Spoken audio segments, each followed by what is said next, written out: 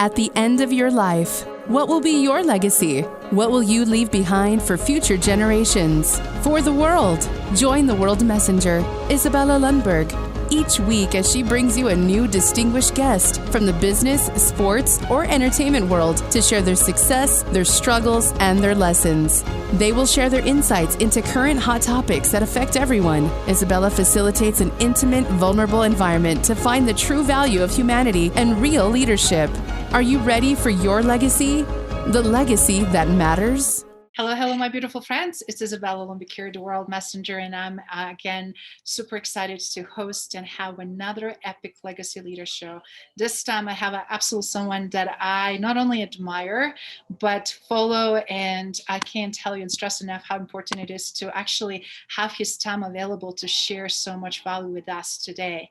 Michael Lane is joining us from Sydney, Australia. He is a serial entrepreneur who has been starting 9 businesses and actually one of the businesses being listed in Australian Stock Exchange. He is managing and creating over 1.75 billion in sales through his businesses, and he's been conducting over 560 joint ventures alone. And he's been a part of Infinity Group that is playing and valued around 1.7 billion. Australian dollars. And of course, Michael is being an amazing philanthropist, great giver, great supporter, be able to pivot very, very effectively situation pre-COVID and post-COVID.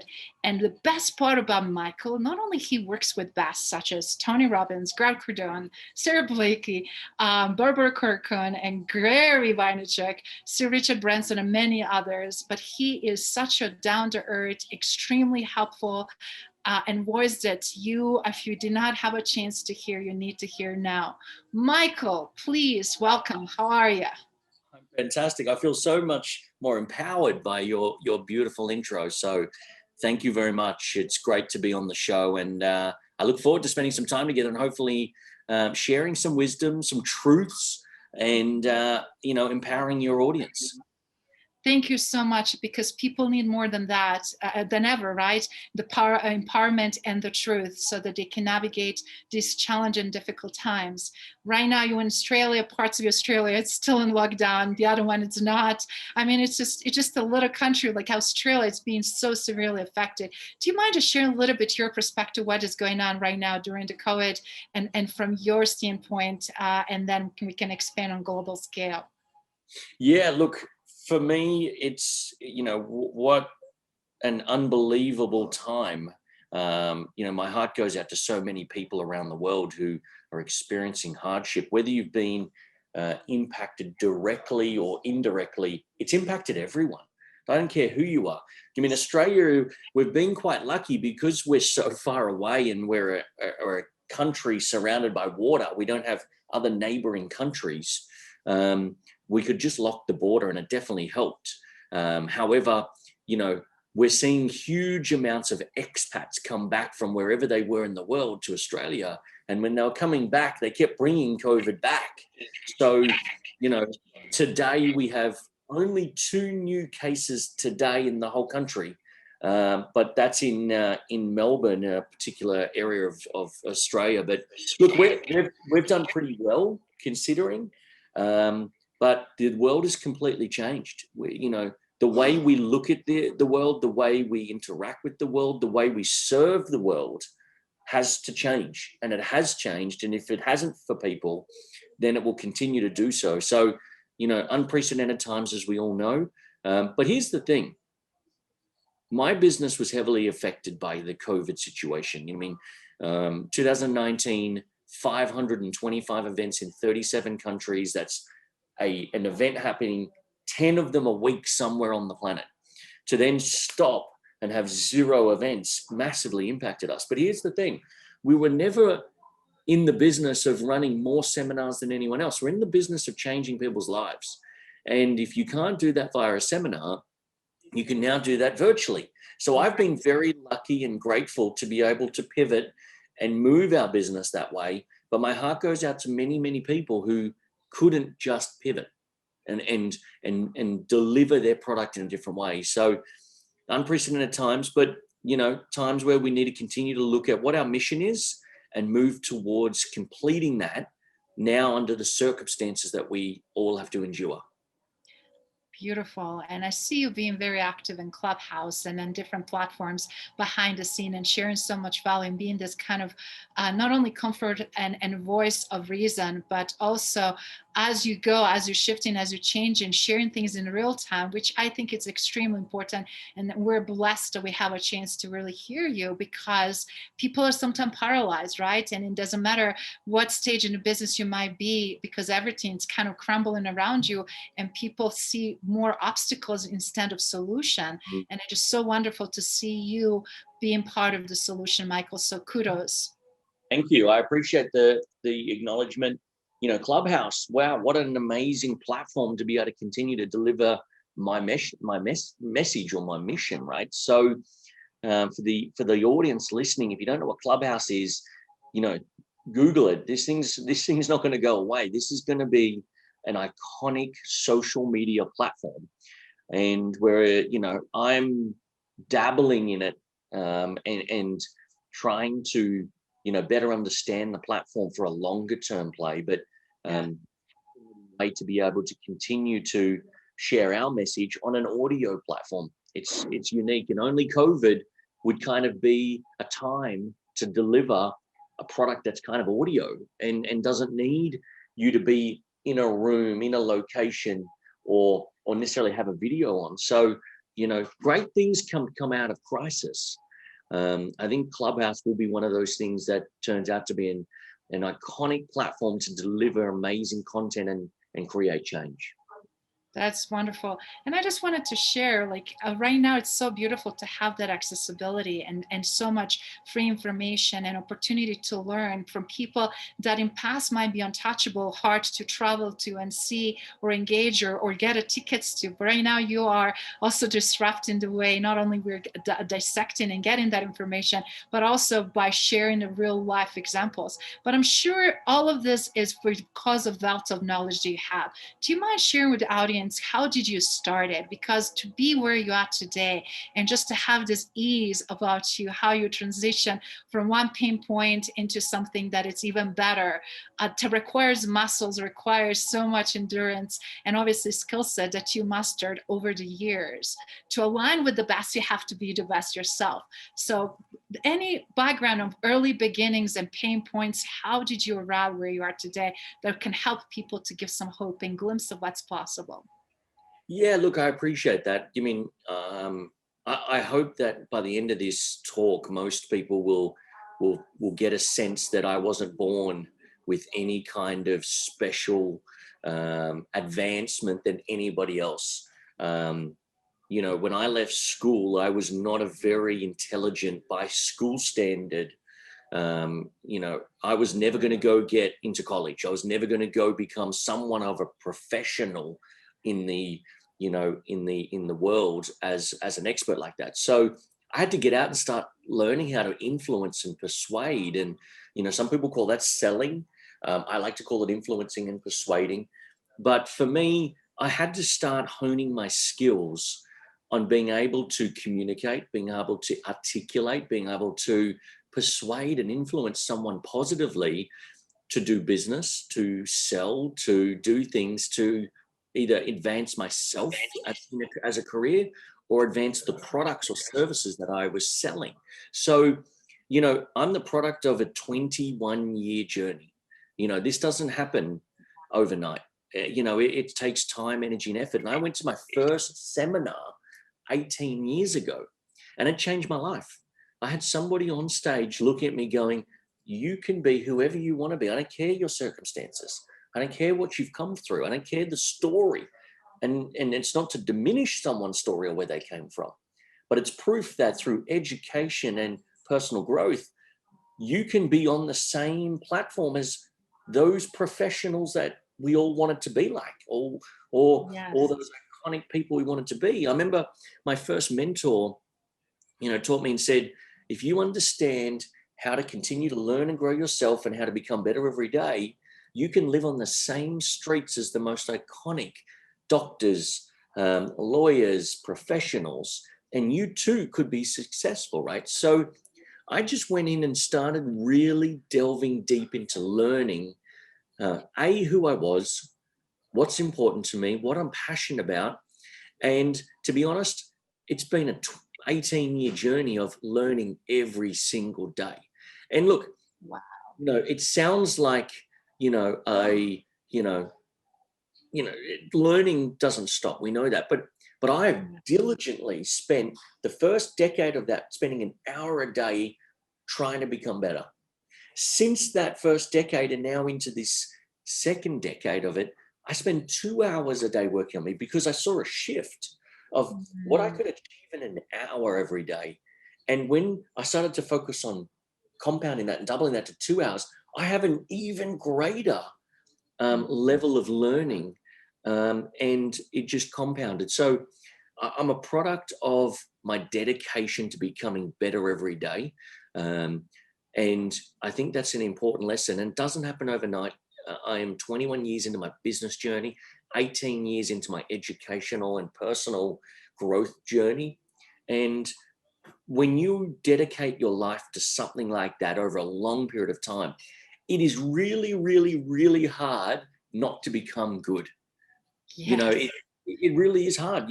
I don't care who you are. You study for 2 hours a day for a decade, you're going to become between good and great.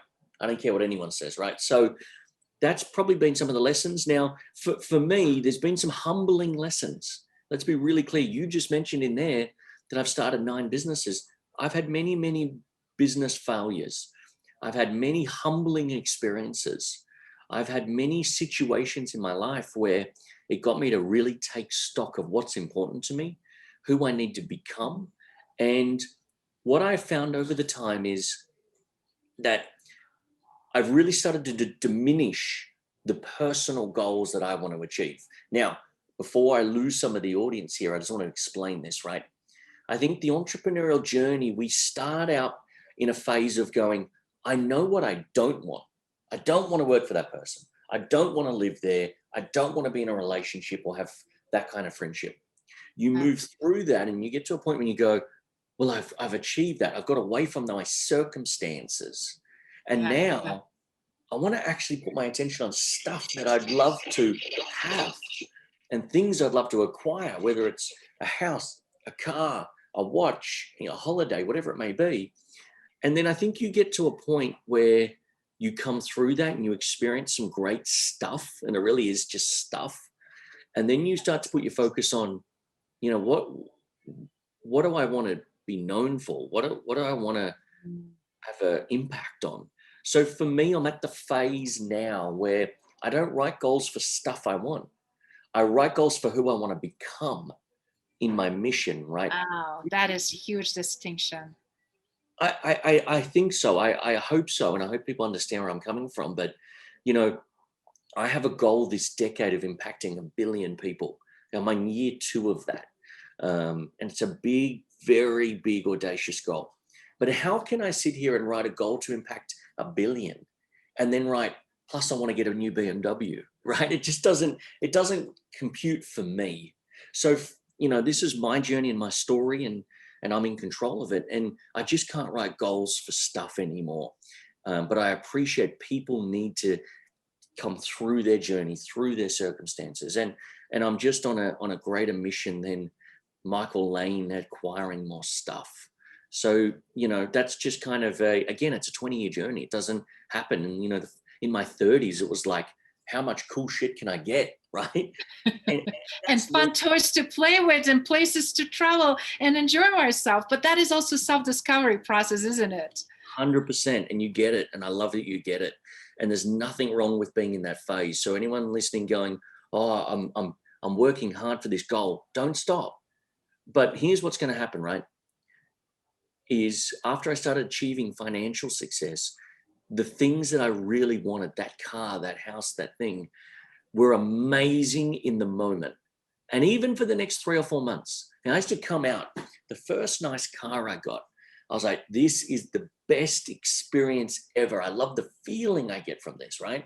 Yes. But then when I walk into my garage and I get in my car in the 3rd or 4th month, that happiness diminishes. Yes. And I start to go, all right, I've just got to get in the car and go drive now. Do you mean it? I don't sit there in awe and appreciation. And you get familiar and accustomed to those kind of things, but then the happiness dissipates. And here's the key for me. When I realized, when I could see the look on someone's face when they used to come to my events or they were impacted and it made a real difference in their life, that happiness lasted longer for me. Yes. I still get goosebumps right now thinking about people who have come up to me and say, you don't understand why I went to one of your events and it's not me. It's like they were listening to a speaker, right? And they're like, that thing changed the trajectory of my life. That still has an effect today. That's a longer lasting happiness for me. So I went, hold up, how can I get more of that? And it's like a drug. It's like, I want to get more of that feeling. And it's a personal thing. It's like, I want to feel that happiness more often. So for me, I want to put my attention on feeling happiness like that for a longer period of time and getting a greater ROI on it. So for me, it's, that's kind of the best way for me to describe it. I want to continue helping people because I, altruistically want more happiness myself. So Yes. I think that's an important lesson. Wow, you shared so many great golden nuggets here and so much wisdom, and thank you for doing so. If you don't mind, we're just going to back up for a second for things you shared. Who inspired you the most? Reason why I'm saying, because having this decade of such a hard work and learning, and I'm curious from who you were learning, who helped you to get that amazing foundation. And of course, now to your goal of billion people impact, which actually I have a very ballsy goal by myself. And I was like, how, and guts is like, I know I can't do it by myself, but I know that I can align with people who share the vision. And that's the beauty about it. So if you don't mind, so we can really look at both sides of the spectrum, because you don't just wake up and say, this is what I want to do, because you're already in that space and you know you can make it happen. So do you mind please sharing that? Absolutely. So again, it's an evolution over 2 decades. It doesn't just happen. It doesn't just come, but at some point in your life, you're going to have an epiphany. And the epiphany is going to be the thing that changes your life, right? So anyone listening right now, you've had times, experiences, moments in your life where you've sat down and it's like, oh my gosh, I need to do this now. I need to do that, or I need to do something like that. For me, I had a big epiphany that these are the things that I need to keep changing, right? And we have a lot of mentors and coaches and a lot of people who can guide us in the right way. But you really don't make a change until you have the epiphany yourself. Because people can tell us several times, this. But until we go, oh my gosh, I see it now. I feel it. I understand it. You have that moment where you move, right? So I've had many, many moments of that. There's a couple that are very significant for me. Back in my 20s, I had a mentor called Dr. John Demartini. Very familiar with him. Yes. Yeah. So Dr. John was amazing. I traveled the world with him, and was around him for a long time, and changed the perspective for me and changed my philosophy on many, many things. The second big influencer for me would have been Tony Robbins, and I say that because we all know the work Tony does, and that is amazing.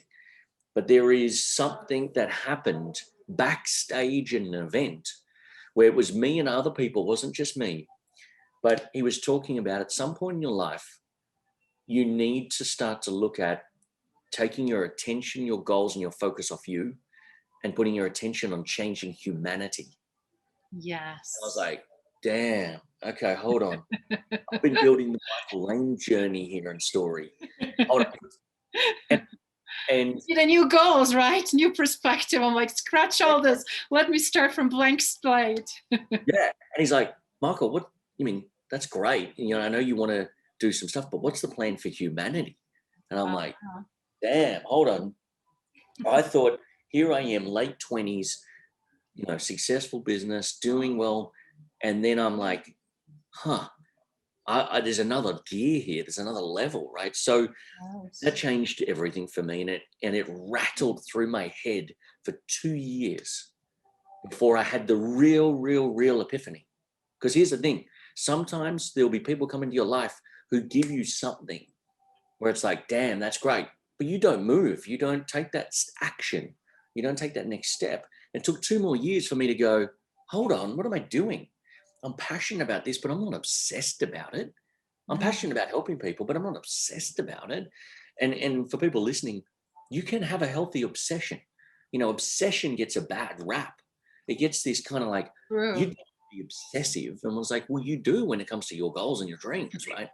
So, you know, they're the 2 major mentors. Now, let's be really, really clear. I've had dozens of mentors who have played a huge role or even a small role that changes the trajectory of who I am and what I want to achieve. So they're the 2 majors who course corrected me, who I think changed, you know, who I've got to constantly give praise to, because without them, who knows where I would be.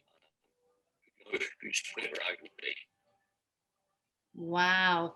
Thank you again for sharing that and looking work of those amazing, successful men and seeing byproducts of their influence and seeing that consistency, because how many billionaires and how many successful multimillionaires continue not only to preserve the wealth, but continue to make right choices and decisions and build upon that foundation, not just to acquire more wealth, but to create a more impact. And that's why I'm so blown away also with your passion and how many joint ventures you're part of and how many people are benefiting as a result of your wisdom, and knowing how and how much that creates not only sustainability and social level, but economical level, and how that builds and crosses the borders around the world. And to me, that is already legacy and so on. I feel like you already reached so much with that.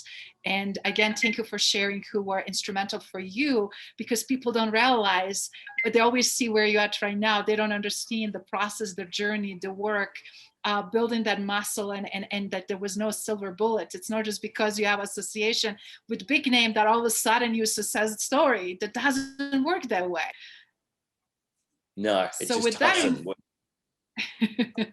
So with that in mind, do you mind sharing, obviously you have very big goal of reaching out and impacting over 1 billion people. So do you mind sharing in which way and how you envisioning doing that, and who are you collaborating to make that happen? Yeah, it's a great question. Thank you for asking, because not too many people actually ask me, well, how are you going to actually do that? They just go, wow, that's great. So it's very, very strategic. And it's very, very deliberate. You know, with what we've done so far, we've impacted 12 million. I'm very proud of that. It's a great number, and I still get the goosebumps when, you know, one person comes up. So to know that I've had an influence around 12 is cool, but there's a big jump here. So there's a big jump from 12 to big stretch, big stretch. Yes. Big stretch, right? So how do you do that? So here's what I do. I break it down. And this decade, it's, you know, at the end of this decade, I hope to have impacted 1 billion people. Then you got to reverse engineer back and go, well, how many do I need to do every single year, right? How many, you know, people do I need to impact in 2021? And you do this. Now, it's not as easy as just going 1 billion, 10 years, divide that by 10. It doesn't work like that. I wish it did. But, sure, you know, the more you go on and the more you start to build systems and processes and models, you're going to impact more, hopefully, the further you go in. So, Jimmy, this year is very much around building on the foundation that we created last year. So to give you an idea, pre-COVID, I was having about 300 to 350,000 people come to our live events. Now, with that, sounds like a lot, but you're not going to get to 1 billion that way, right? So this COVID world has created an opportunity for me to go, I can't do live events anymore. I can do virtual events. And to be honest, on virtual events, I can impact so many more people than I can live. Even with doing 500 events in 37 countries, I would never have got there. And my goal would never have been achieved. So this is the crazy thing, right? Sometimes we create circumstances to help us on our goal, but it looks like it's a challenge or an opportunity that we're not going to get there. When I first experienced COVID, I'm like, how am I going to fulfill my mission now? But you know what? pivoting, moving forward, I have a greater opportunity today than I did when we're at the heights of what we were doing. So you got to first understand that there's got to be a sense of blessing and relief that the universe is showing up for you when it sometimes doesn't look like or feel like it's showing up for you, right? So here we are. This year, I hope to impact about 2.6 million people. Now, again, doesn't sound a lot of people, doesn't sound like much when you have 1 billion. But the plan is continuing to build systems and processes in this virtual world. And I'm happy and grateful with 2.6 compared to the 300 odd I used to do. But now, and for 2022, 23, 24, I have some very big collaborations coming up. People who have 100 million on social media, celebrities that you know of and love and follow. So here's the plan. This year, getting really, really, really clear on the processes, the systems, the technology to be able to do this. And then next year, some of those collaborations will drop in. I don't want to do it this year because I'm only 9 months into this virtual world. I want to make sure I've got my systems, processes, and everything down pat, right? So I'm giving you very detailed answer here, and I apologize if I'm going too. No, that is perfect, because a lot of people don't connect. How do you actually actualize the goal and how you break it down? And for someone who already been there so many times, you have that's your DNA, that's your blueprint, that that works. So that is actually very, very helpful. And I can totally understand, like we've seen the Clubhouse, they started with a very small group of people, tested market, and then within from 2 million, they jumped to 8 million in such a short period of time, less than a month. They had glitches, they crashed, they had all kinds of scenarios going on. But I totally understand when you bring the level of celebrity and credibility, you don't want to have any of those issues. You want to be able to just add and expand and keep going and multiply. So I agree with you. It's not about breaking down in what each year, what each day, because goals don't necessarily work, because you build in that momentum and trajectory and unforeseen forces, because you don't have no idea who else will join you. You don't have no idea who else has a similar goal and objective and will come to also expand upon that. So it is phenomenal. So great. So I'm glad you get it, right? And hopefully the audience can understand that this, you can't just, you're building any business. I don't care if you're going to impact 1 billion or you want to, create something for and generate $100,000. There's got to be steps, stages, processes, systems. And here's the last one I haven't really touched on. You need to have an amazing team who just understand the vision, right? Yes. Let's be really, really clear. If it was just up to me, it would never, ever, ever happen. Right? It takes a huge team. It takes people who understand the mission, the vision, the purpose, the business plan. They understand where we're going and what it's going to take. So, I have a very detailed plan for the next decade, and it's slow and steady, and it's going to be like this, and then it's going to continue to ramp up, right? So I'm under no illusion that I'm going to impact in the vicinity of 2% of my goal this year. That's it. 2%. 0.2%, 2 million of 1 billion, 0.2%. Think about that, right? 0.2% of my goal, I'll be very, very happy with this year. But then as that ramps up, I feel like what we're building can scale quickly. So sometimes we write goals and go, I want this goal by this time and this time. Imagine you had a goal to impact whatever it is for you, make 100 grand, make it this, and you are on track to do 0.2% of that this year, and you're happy, right? That's kind of the state I'm in. But I do know that 0.2%, if I tick off this year, we'll celebrate that. But then I know I can ramp it up pretty quickly. So, I appreciate you asking me this. I don't really articulate this much, more to my team, but people don't really ask me the detail of it. And let's be really clear, for you to create anything of substantial value, there is so much time, energy, planning, building, scheming, coming up with ideas. And, most people see a 0.2% target and think, why would you even do that? But again, that's how dedicated I am to my target. That is brilliant. And I'm so glad to see that too, because a lot of times people put also very artificial goals and they expect it quick success and quick wins. They get impatient and they fluster and frustrated, not just themselves, but everybody else and their team. And as a result, it creates more friction and you don't create the harmony, because also you have to have a very good harmony. I'm so glad you touched on culture. But one thing I want to say, you forgot, and it's about leadership too, because if you're not the leader that is so open, collaborative, easygoing, and don't have that amazing reputation, things will not happen as seamless as they're happening. And I just want to also kudos you for that, because right now we have that biggest deficit of leaders and leadership, leaders that demonstrate daily who matters to them and how they walk the talk. And that is also huge difference. So I just wanted to point out, thank you for touching the culture. Of course, that is the leadership piece, but I just want to say, I want to make sure that you recognize how much and how big role you play. And I'm sure your team can echo that, and people that are working with you. So with that in mind, Michael, as I'm listening, do you mind sharing, I mean, how do you do this so many magnitude of joint ventures? How do you even possibly can manage such a large portfolios? What do you invest in and what do you see for the future, so that people that are also trying to figure it out, do I have a good product? Do I have a good service? Do I have a good idea? How can I benefit from people that I can be worthy of pitching or sharing my next big huge project that I wanted to do, or anything that you can help people to start having more confidence in themselves and understand what that process looks like? I think that will be tremendously helpful.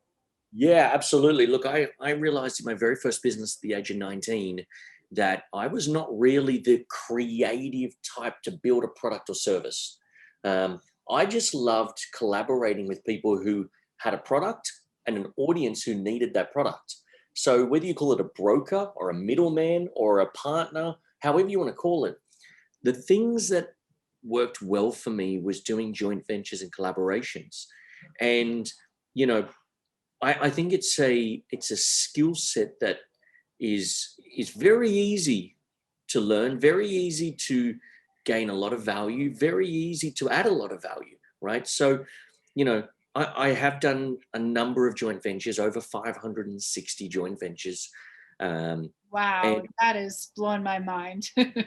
It's a lot, and I document this kind of stuff, not from an egotistical point of view, but more to go, well, what sectors have I been in? What collaborations have I done? What's worked well and what hasn't?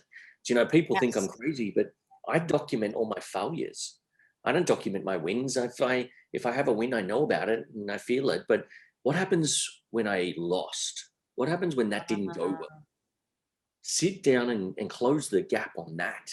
Figure out, what did I do wrong? Where did I stuff that up? So I document those kind of things. I really believe there's nothing wrong with failure. I think failure is an important component of success.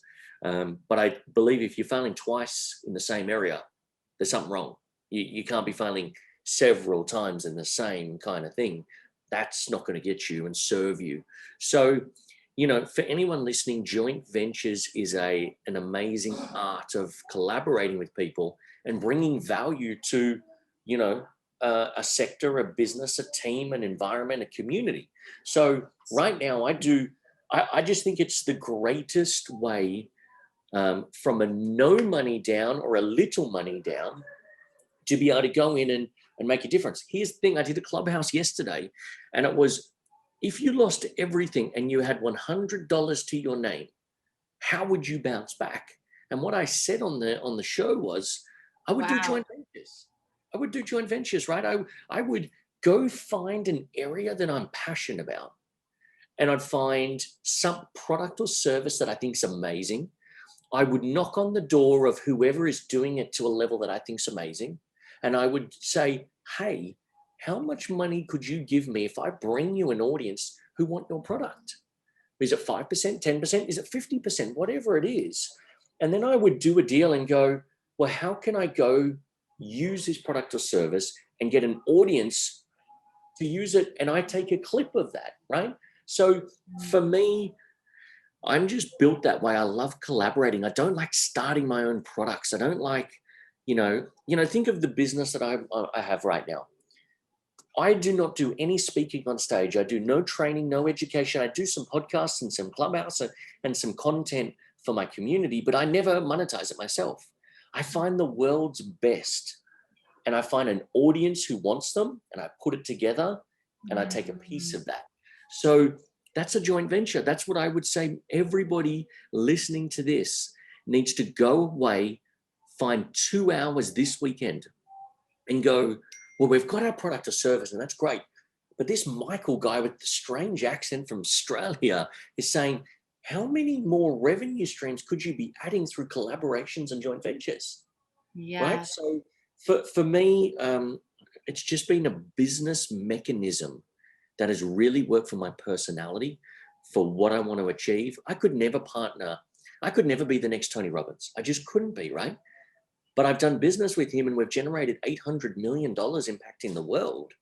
Wow. So I'm like, how can a guy with a funny accent from Sydney partner with someone like that through joint ventures? That's the only way. I could never be a Tony Robbins, right? So, you know, if you're listening to this and you've got a product or service, you got revenue streams, you got your product lines, think about how could your service, your product, tap into other people who have a community and how you can do more deals with them. Joint ventures has changed my life. And, you know, like I said, yes, in the Clubhouse, if I lost everything tomorrow, I'd be confident I could get back to pretty much where I am within a 2-year period by doing joint ventures as my strategy. Wow, that is amazing. That is amazing. And if you don't mind, and I love what you said, you cannot be Tony Robbins. Tony Robbins only can be Tony Robbins, but you can be exceptional Michael Lane, and you already are. So that's the beauty too, that every single one of us have a gift that we absolutely excel, and you have tremendous gift that you excel in. So do you mind now expand just a little bit more about the joint ventures in climate that we're in? Obviously, not only joint venture expedite things, right? And they can help to solve the problem and can be financially win-win and rewarding for everybody involved. But they're also, as you said, you don't have to start all creating the business, starting from scratch and waiting for build-up to happen. You're already getting companies that are already on the pivotal moment when they need to grow and take them to the next level. And to do that and recognize what is going on right now on a global scale, obviously, it requires understanding the business. And do you mind sharing just from your perspective where you are down under in Australia?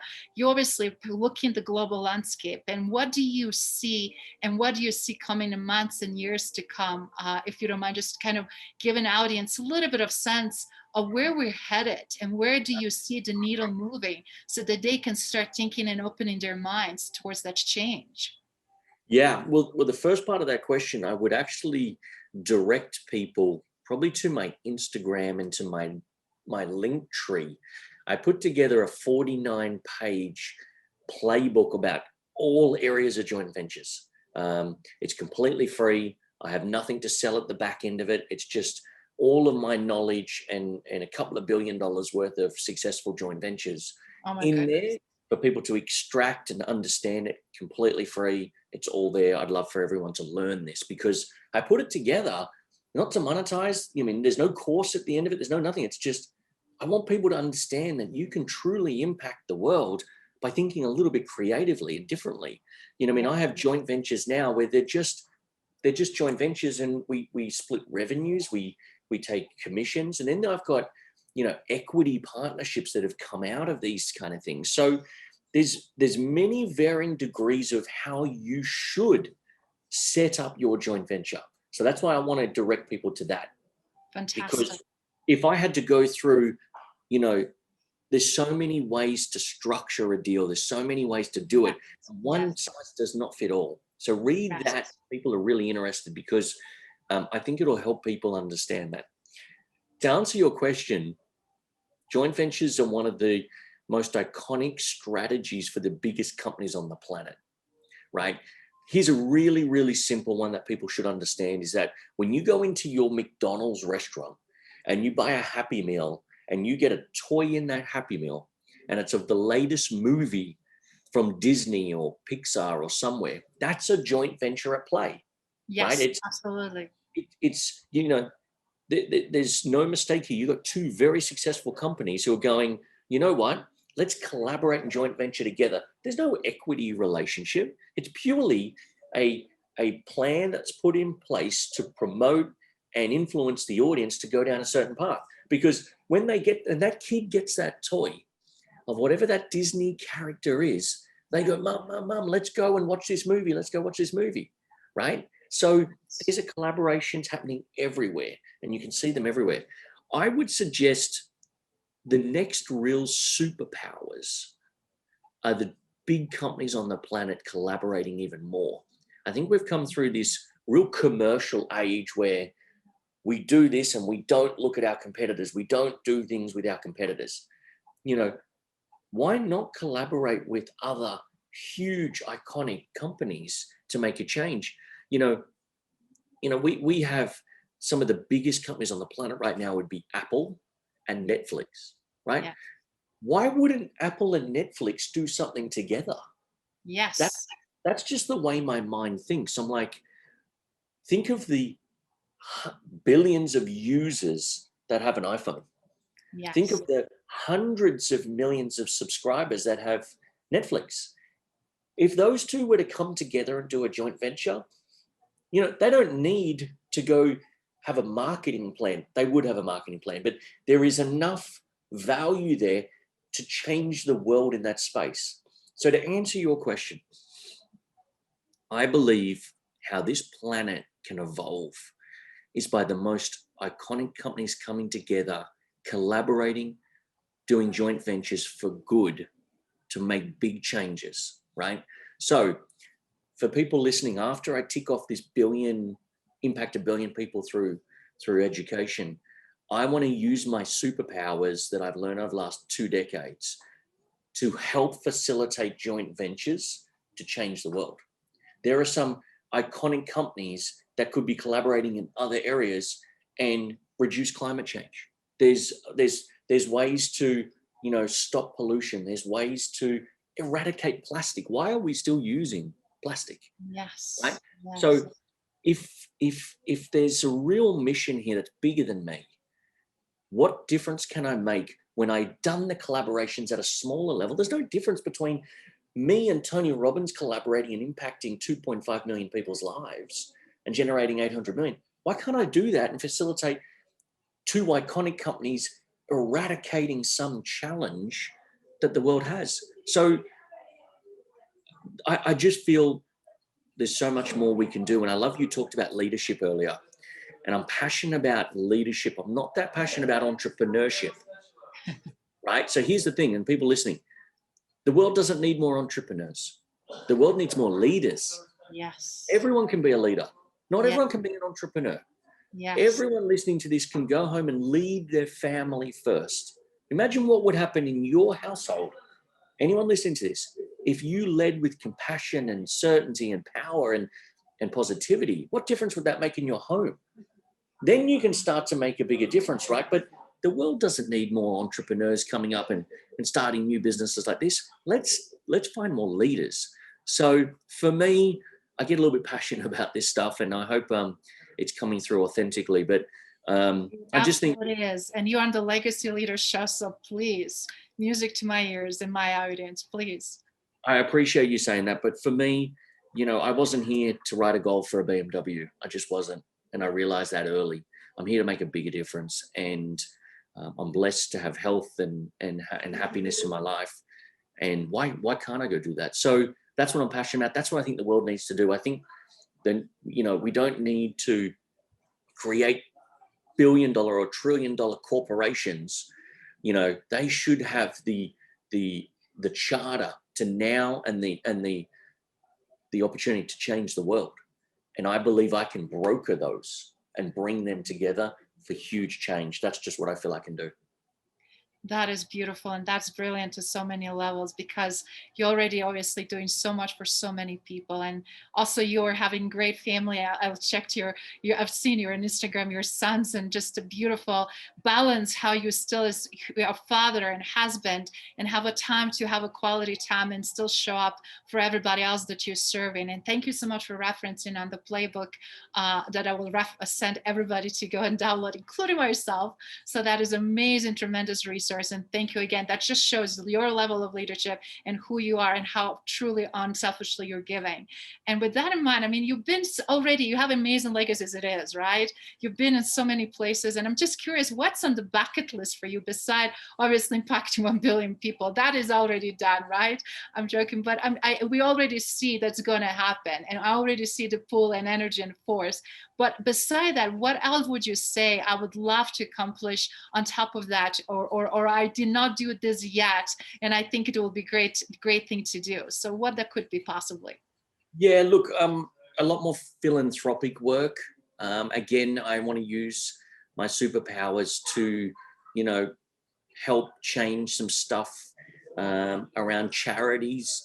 I still think, there's a lot of people who use charity to profit, and I think yes, I just horrible way to do that. And we've seen way too much and too many organizations that are abusing when we see the evidence of hunger and evidence of poverty, impoverishment, and everything else. Yes. Yeah.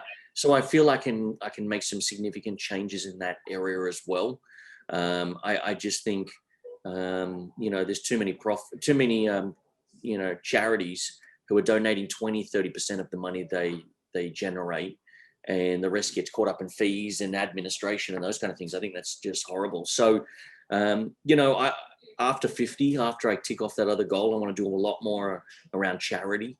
Again, I've had the I suppose the blessing of impacting some people through some charity stuff. Again, I get the goosebump test, and that for me is the thing that I know I'm on the right path. So look, I think there's stuff we can do for our planet, and I think there's a lot of stuff I can do from a charity perspective. And I have no interest in donating money to somebody who doesn't know how to manage it and doesn't know how. I cannot agree more, because they're going to ruin, they're going to spend it. And on the end of the day, all the labor, hard work you put in, it's going to be gone. And we have to teach people how to fish versus to give them the fish, right? And I think so many people need that. And so many need actual knowledge from people like yourself that have been there, done that, versus theoretical stuff that truly are not practical and they're not giving it results. And how do you replicate results? You want to replicate for people that already done it, and they know how to share and elaborate and understand. As you said, I'm learning from my failures. That is so rich, Michael, because how many people with your tenure and experience do still step back and analyze that and dissect and use that to pivot? That is insanely important. So sorry, I just wanted to share that. No, I appreciate you doing that. But, there's a lot of things I still want to accomplish. There's so much. I want to be a better father. I want to be a more present father. I want a better golf game. Do you mean there's so much I want. That's also just for me as well. Do you mean, it's not all about changing the world and solving the planet, and that's cool. But you got to have some goals for yourself as well. For me, being a better father, a better husband is important. It's super important. So there's so much more I've got to do. I'm 41. I believe, and I love that, I've got a good partnership with Gary Vaynerchuk, or Gary V, if people know of him. And he kind of says this philosophy of just understand what quarter of the game are you in right now. For example, if you're in your 20s, you're probably in quarter one of your game. Yes. I mean, what quarter are you in? We're all trying to win the game, but we might only be in quarter one. You can't win a basketball game in the first quarter, right? But you can lose the game in the first quarter, right? So for me, I'm not even at halftime yet. And we've got a good score on the board, but there's a long game to go. I'm not trying to rush it. I'm trying to get to 94 years old. That's my goal. And there's a lot more I want to do in that second half of my journey. So right now it's all about my leadership apprenticeship. I believe I'm still learning. I believe I'm still on my apprenticeship when it comes to entrepreneurship, leadership, all those things. So hopefully by the time I get into my third or fourth quarter, I can continue to make a significant impact. Wow. And thank you again for disclosing that, but also sharing your age, because for someone who is 41 years old and how much you already accomplished, when we look at trajectory of famous people that you also work with and partner with, so many of them came very late in the game with their successes. So you're able to not only pivot and learn early and double down, and then just keep repeating, well, obviously for things that are working. So I just want to say tremendous success for somebody who is only 41 years old. So kudos. Thank you. So with that in mind, do you mind just we closing as we're getting close to the top of the hour, and I know you're a very busy man, so I can't again stress how grateful I am for this time with you. What would you like to be remembered by? What would you like to be your legacy? Because from legacy standpoint, we have so many different ways how people interpret legacy and how they think about it. And I would love to hear your take on, please. Yeah, look, many things come up when you say that. I'm going to bring in my mentor or my mentee to one of my mentors. Was there's 7 areas of life. You know, I have different mentors for different areas of my life. I have different accomplishments and things I want for different areas of my life. You know, in my career, business, right now, it's to impact 1 billion people. In my family, it's to be a better husband and a better father. Then not one is bigger than the other. They are equal to me, right? So every day I've got to become better at both of those equally. So for me, I want to be remembered for many different areas. I don't want to be remembered for one thing. There's nothing worse than you hear of that person who does amazing things, but they lost their family on the journey because they weren't present, they weren't at home, they were just on one charter. For me, I need to have a holistic legacy to my life. No point dying because I don't have health and I leave all of this other stuff, you know, to fall on its own. So I really take a holistic approach. They're all as equal as the others, although some have a greater perceived value. So if I look back, I would love, and this is a great way that I look at it, I love my kids to take over a lot of what I create, not necessarily in all areas, but I want my kids to kind of have something that they can hold on to and continue to impact. If you don't have something for your kids to impact when you leave, there is no, legacy there. So for me, I put a lot of onus on myself to be at a benchmark that when I do leave, I've created enough value that my family would want to take that over, right? I don't have some grandiose plan for a statue or anything like that. It's just if my plaque on the building or the bench or the name of the street, like so many people have this egocentric driven type of legacy. That's the reason I said it's a very different for different people, but it's so beautiful to hear how that is, again, as you said, holistic and it's so important to not be self-sacrificing, but actually also be healthy and in giving in the process of growth. That's beautiful. Yeah, so that's kind of my benchmark, is that if my family feel like this is something that needs to continue, then I've done my job, right? Yeah. Let's be honest. If there's nothing of value to continue, what did I create? So so for me, that's kind of just the way I look at it. I want my family to go, we have to fulfill this. We have to continue this. It's too important not to. So that's kind of my legacy and my benchmark for who I have to become to have something of value to give back. Brilliant. And anything else you want to share in closing? No, I want to say thank you to you. This is exactly where I need to be right now in this moment. This is the most important thing out of all areas of my life, because I know that if I can help impact your audience, then they might take that leadership component that I talked about earlier and go, you know what? I'm going to be a better husband, better father, better wife, better leader. And I'm going to start to look at impacting the proximity that I have. And again, my thing is, I really think the world needs more leaders right now, not global world leaders, authentic leaders. And that starts. Yes. That's what And starts. leaders that lead from hearts, right? That's it. So that starts at home. It starts with you and I today, and your audience today. And if we all do that, and then we start to grow that sphere of who we can influence. Imagine what the world would look like if everybody led with authentic, leadership. And I think that's important. So I want to thank you for having me and inviting me and putting a platform together so that I can hopefully share a few things that help people today. Thank you so much, Michael. I again appreciate your time. I know it's extremely valuable, and it's been an absolute honor and pleasure speaking with you today. My pleasure. Thank you. Thank you for listening to Legacy Leader Show. If you enjoyed the content and had a positive experience, then please leave us a positive rating. In addition, leave us a positive review whenever you are listening on whatever platform there might be. Make sure your friends and family also know about the benefit and value that we provide and what we have to offer. Cheers.